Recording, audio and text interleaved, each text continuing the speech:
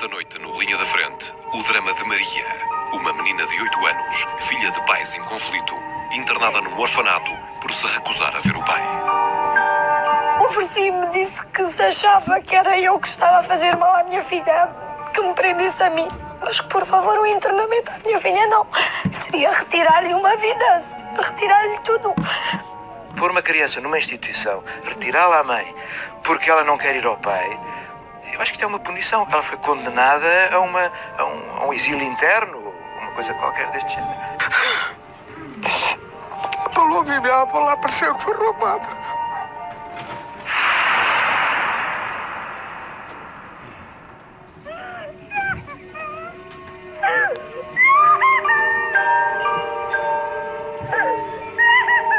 (22 de julho de 2009, Vila de Fronteira.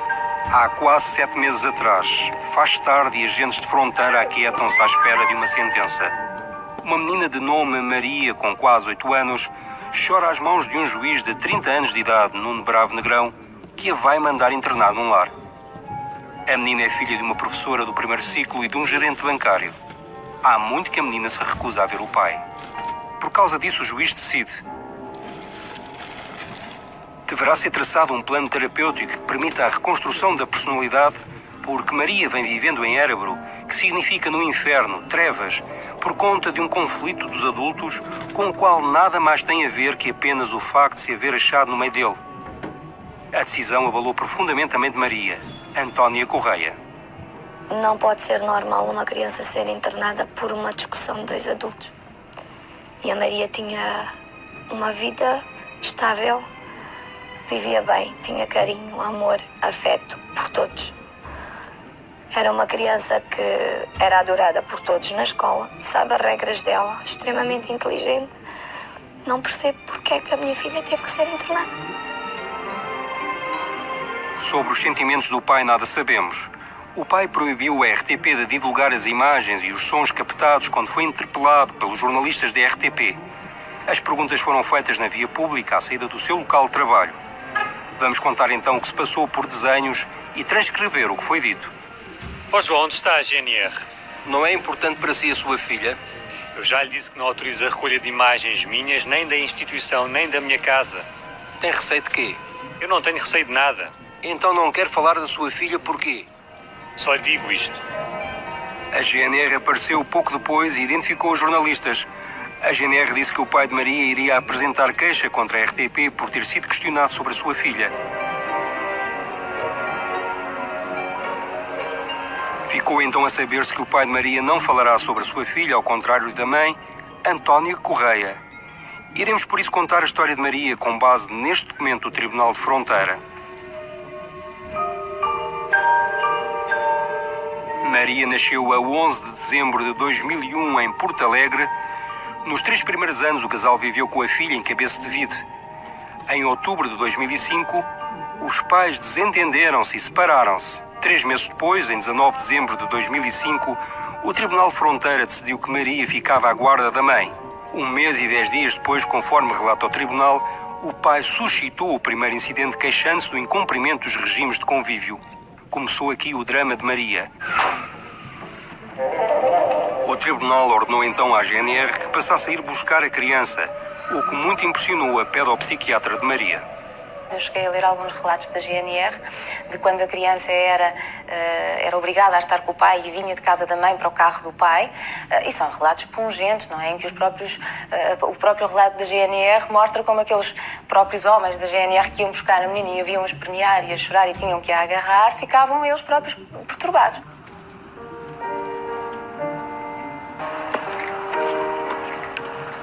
A 22 de julho de 2009, há quase 7 meses, os pais de Maria foram chamados ao Tribunal de Fronteira para uma conferência de pais que ficou lavrada em ata. O juiz Nuno Bravo Negrão passou então no seu computador um filme de um site brasileiro onde várias pessoas falavam da ausência nas suas vidas de um progenitor por culpa do outro progenitor, com o título A Morte Inventada.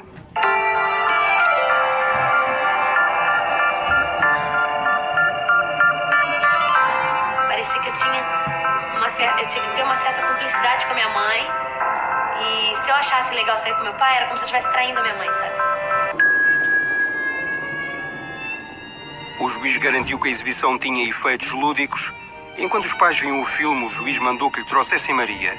A menina chorou e gritou e 30 minutos depois foi mandada internar num lar sem que lhe fosse permitido despedir-se dos pais. Tentaram ouvi-la e que ela, pronto, começou a chorar. Eu não podia subir, não subi. Entretanto, pedi encarecidamente à advogada, por favor, que o Sr. Juiz me ouvisse, falássemos, que, pronto, e a muito custo. E depois de muito tempo, o Sr. Juiz recebeu. E eu disse-lhe que não entendia porquê, que me explicasse porquê, que me ofereci e me disse que se achava que era eu que estava a fazer mal à minha filha, que me prendesse a mim. Mas que, por favor, o internamento à minha filha não. Seria retirar-lhe uma vida, seria retirar-lhe tudo. Ela não merecia aquilo.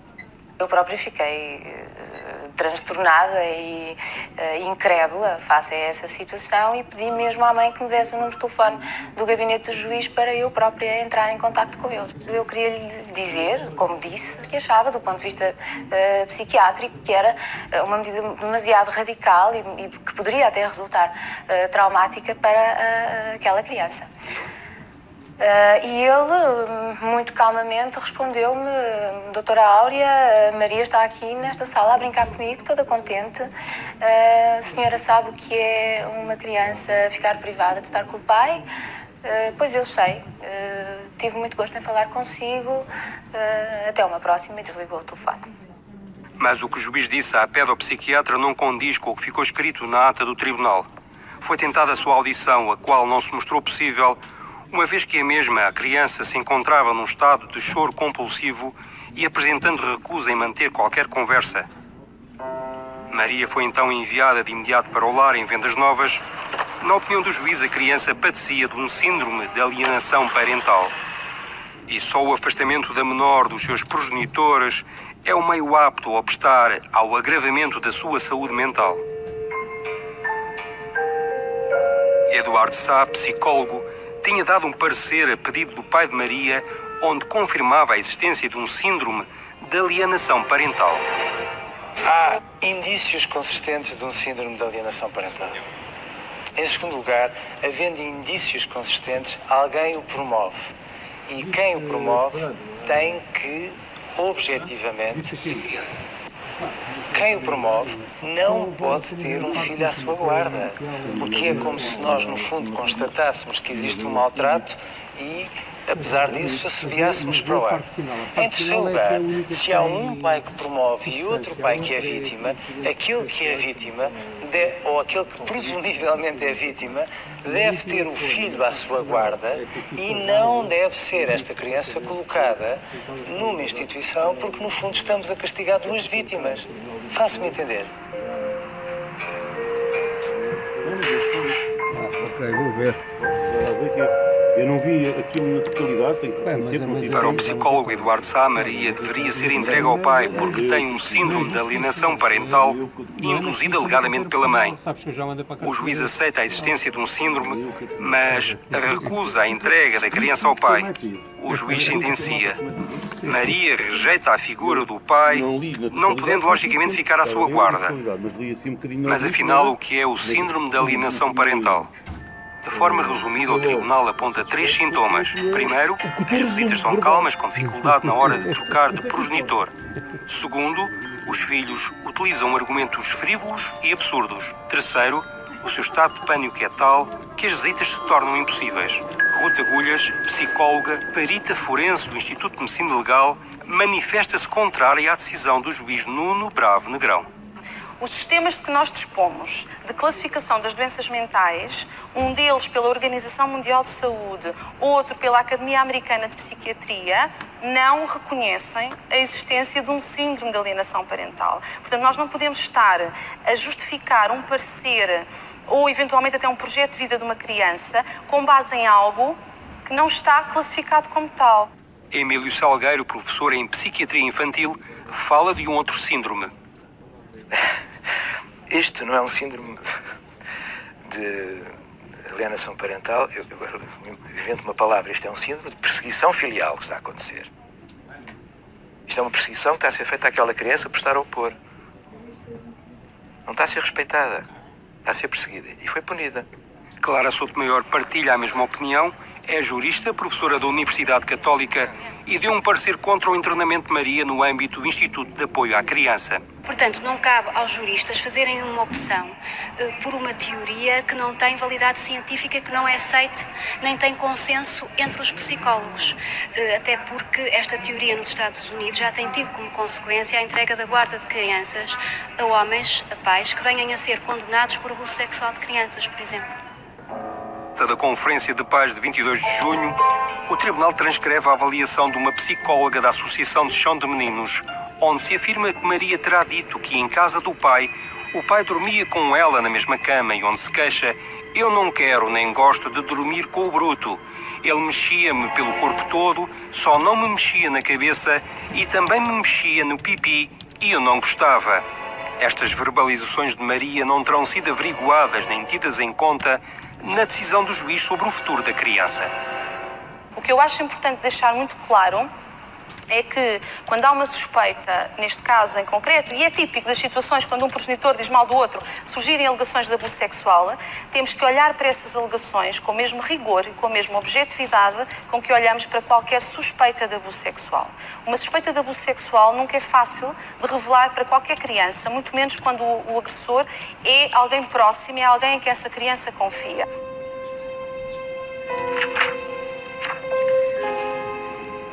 O risco maior para esta criança está neste querer forçar, insistir para que seja entregue ao pai. Esse era o risco maior. Mas depois agora ainda há um risco maior ainda. É o super risco, que é a entrega à instituição. Ainda é maior este risco. Mas quer um, quer outro, são riscos contra os interesses da criança. Eu pus aqui umas expressões um bocadinho violentas. Acho que certas atitudes que aqui estão são atitudes criminosas.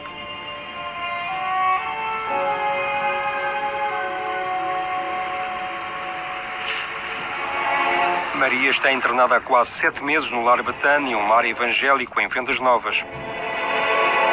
Na porta em frente ao lar, ouviu-se durante muito tempo um choro continuado. O meu quarto é esta porta aqui assim, e eu ouvia de manhã a menina chorar, não sei por que motivo, pois, mas... A mãe de Maria agora só pode ver a filha às quintas-feiras durante 1 hora e na presença das funcionárias do lar. Na noite anterior à visita, a mãe é obrigada a telefonar para o lar para receber instruções.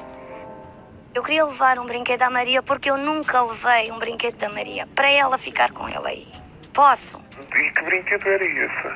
Um brinquedo dela, um brinquedo que eu agora vejo no quarto dela que ela gostasse muito. Mas eu posso levar. Então, Dona Antônia, mas vamos combinar mesmo só um brinquedo, está bem? Então, mas porquê, doutora? Pelo menos mais Dona qualquer Antônia, coisa. é mesmo só um brinquedo. Quem é que não sente a falta de um filho? Quando há uma ótima ligação, quando há amor, afeto, carinho, há uma ligação de mãe e filha, porque há... Claro que sinto a falta da minha filha e muito.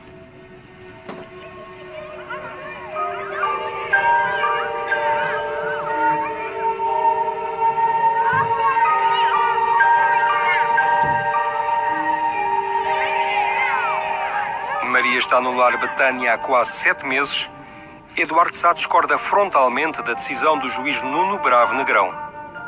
Se o Tribunal toma um conjunto de decisões fazendo uma extrapolação daquilo que eu digo, e se nunca me pediu uma opinião, podia tê-lo feito inúmeras vezes, nunca me pediu uma opinião que fosse, fazendo uma extrapolação a partir daí, eu não posso ficar impassível se eu, no fundo, sentir que, com uma certa interpretação daquilo que eu disse, há uma criança a ser presumivelmente maltratada. Poderemos estar a cometer um erro ainda maior, que é alienar duplamente a criança de ambos os progenitores. Neste momento, é preferível a criança ter um pai ou uma mãe só do que não ter nenhum. O que é importante é que o juiz, nas suas decisões, em matéria tão sensível e num universo das crianças, que é um universo imprescrutável para muitos de nós. Nós todos já fomos crianças, mas para perceber as suas expectativas, os seus desejos, os seus bloqueios, os seus afetos, o Tribunal tem de recorrer muito a apoio de especialistas. Há juízes, sem dúvida, com capacidade para trabalharem neste caso de crianças. Outros, eu acho, que não têm preparação suficiente. Sei que esta declaração não vai ser popular, mas eu digo claramente, há juízes que não têm preparação suficiente. Provavelmente, no período formativo, este tipo de trabalho, este tipo de problemas, não foi suficientemente debatido. Os tribunais não têm interesses rigorosamente nenhuns em decidir de uma maneira ou de outra. Têm obrigações é decidir a favor das crianças e do interesse superior das crianças. Podem nem sempre tomar as melhores decisões. Agora, seguramente, nunca o fazem é para beneficiar A ou B. A RTP enviou 2 fax ao juiz Nuno Bravo Negrão, mas o juiz não quis explicar a sua sentença, nem sequer a forma como entornou Maria, sem a deixar despedir-se de ninguém. O avô recorda esse momento.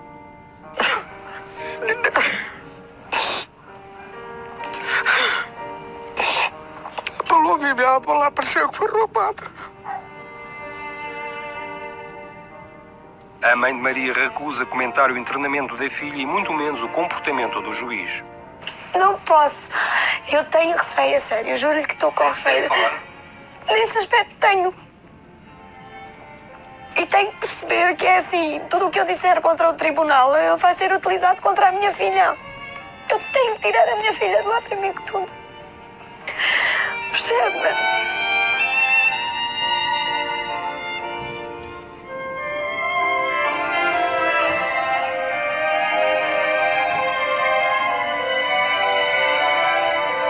As palavras e os passos da mãe estão também condicionados pelo lar. Ouçamos este pedido de Antónia Correia. Pede para tirar uma foto ou para mostrar aos avós de Maria que já não vêem a neta há quase 7 meses. Será que eu posso só tirar uma fotografia à minha filha? O regulamento da instituição, e o regulamento da instituição é que não há permissão para retirar fotografias a quando das visitas. O que eu posso é... Mas porquê, doutora? Se é no meu telemóvel para mostrar aos meus pais? É um procedimento da instituição. O que podemos é tentar encontrar aqui um meio termo e é não tirar fotografia durante a visita, mas nós podemos lhe facultar uma fotografia do processo da Maria.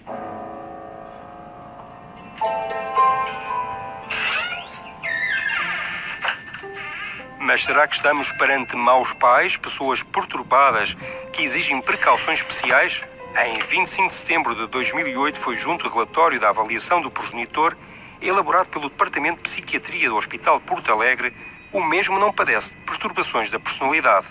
Mais à frente lê-se também, em 25 de setembro de 2008 foi junto ao relatório de avaliação da progenitora, elaborado pelo Departamento de Psiquiatria do Hospital Porto Alegre, a mesma não padece de perturbações da personalidade. Isto é um caso que eu avaliei em privado, a pedido da mãe e depois também do pai. Portanto, tive a oportunidade de fazer aquilo que a ética nos pede, que é que avaliemos todo o sistema familiar e não apenas uma parte do mesmo.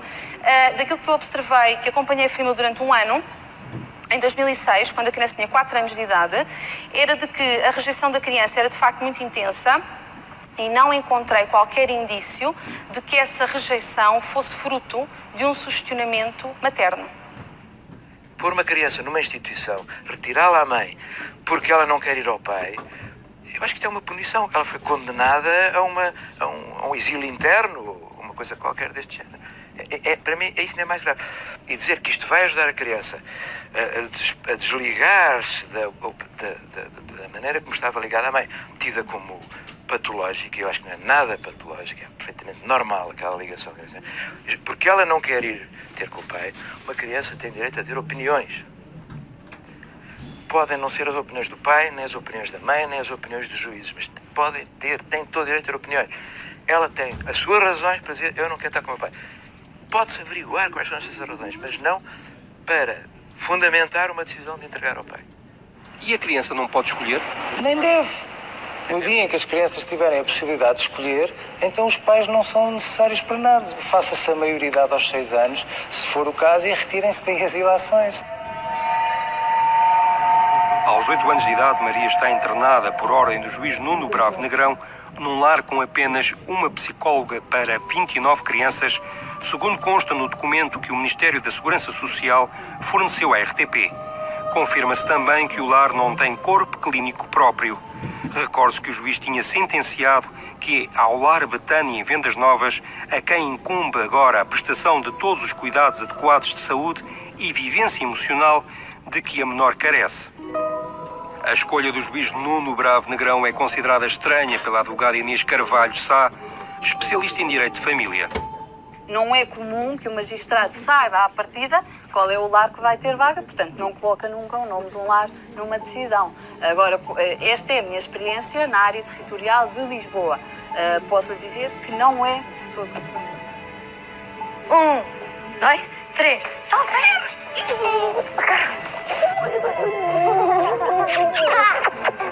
Coisa boa!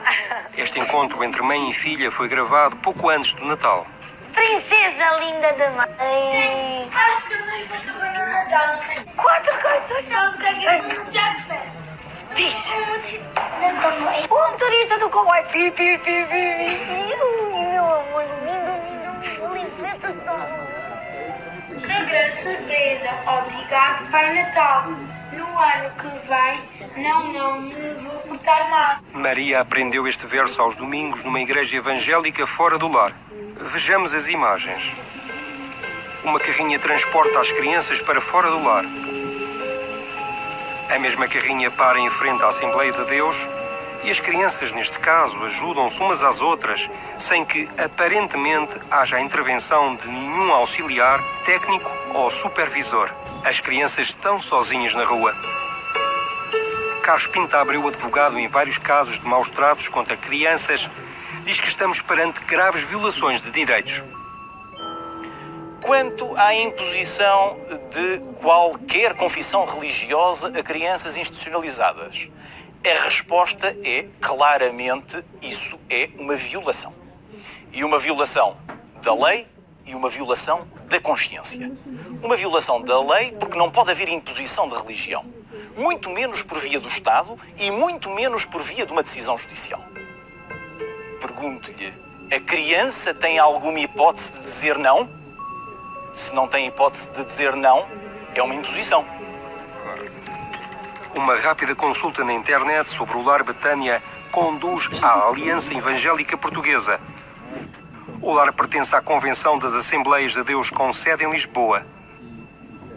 Adicionando as palavras Vendas Novas, volta-se a Vendas Novas, não ao lar Betânia, mas sim à Aliança Pró-Evangelização das Crianças de Portugal, em Vendas Novas, na Estrada do Canha.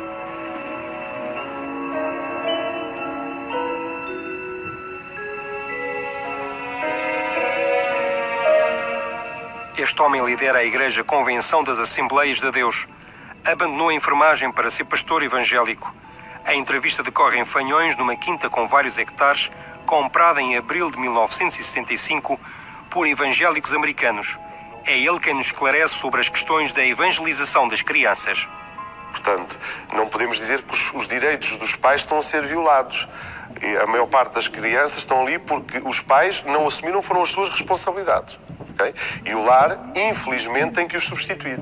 Mesmo na religião? Não, é porque eu sempre disse e mantenho que é em função do desejo das crianças de ir ou não à igreja. Portanto, não é uma situação imposta como eu não imponho às minhas próprias filhas. Eu não imponho às minhas filhas os meus valores, não é?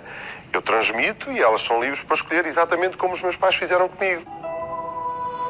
Por ordem de um juiz que quer reestruturar a personalidade de Maria, Maria está num lar que lhe transmite valores religiosos. Uma decisão judicial contestada por Inês Carvalho Sá, especialista em direito de família.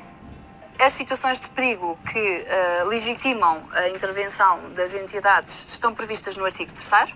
Este artigo 3º, entre outras situações, indica situações graves como abandono, maus tratos físicos ou psíquicos, abusos sexuais, crianças que se prostituem, crianças que são vítimas de exploração infantil ou crianças que estão sujeitas a consumos de estupefacientes ou elas próprias consomem. Portanto, em nenhuma destas alíneas eu consigo encontrar essa situação. Na mesma lei, o legislador indica no artigo 35 quais são as medidas de promoção e proteção a aplicar. E nas alíneas que temos no artigo 35, há uma ordem que deve ser seguida por... é uma ordem de preferência, ou seja, nós começamos pelo apoio junto dos pais, depois, se este não funcionar, passamos para o apoio junto de familiar. Se este ainda assim não for plausível e não surtir efeitos, confiança à pessoa idónea, até chegarmos ao acolhimento institucional, há várias medidas que deverão ser aplicadas. Ainda assim, institucionalizada a criança mantém direitos legalmente previstos. O artigo 58 da Lei de Promoção e Proteção é claro: a criança tem o direito a manter regularmente em condições de privacidade contactos pessoais com a família, pessoas com quem tenha especial relação de afetividade. A visita é feita numa sala, no orfanato, com a Maria e com as técnicas, mas nada. Estão presentes? Sim. Assistem às suas conversas? Sim. Com a Maria? Sim. A senhora não tem a liberdade de falar com a Maria? Sozinha?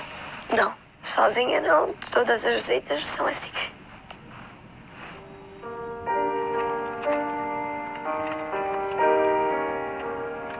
O tempo que Maria irá permanecer no Lar Betânia depende do próprio Lar Betânia.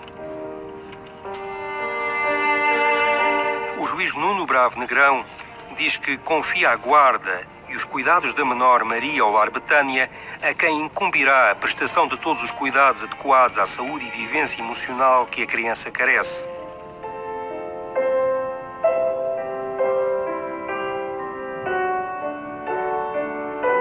Isto é, prendê-la, porque a criança acaba por estar presa, a criança acaba por ser retirada não só ao seu progenitor com quem vivia, mas ao seu mundo.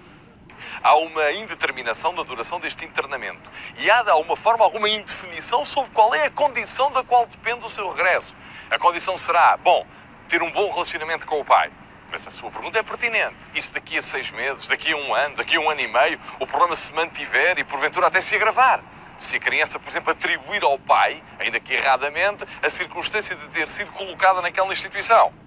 Claro que está a ser muito complicado para todos, muito mesmo. Não só para os meus pais, como para os amigos, como para miúdos, amigos da Maria, crianças de fronteira, amigas da Maria, crianças da escola, amigas da Maria de Ponte Soura. Está a ser muito complicado, porque a Maria nunca mais veio. Nem nunca mais ninguém viu a Maria.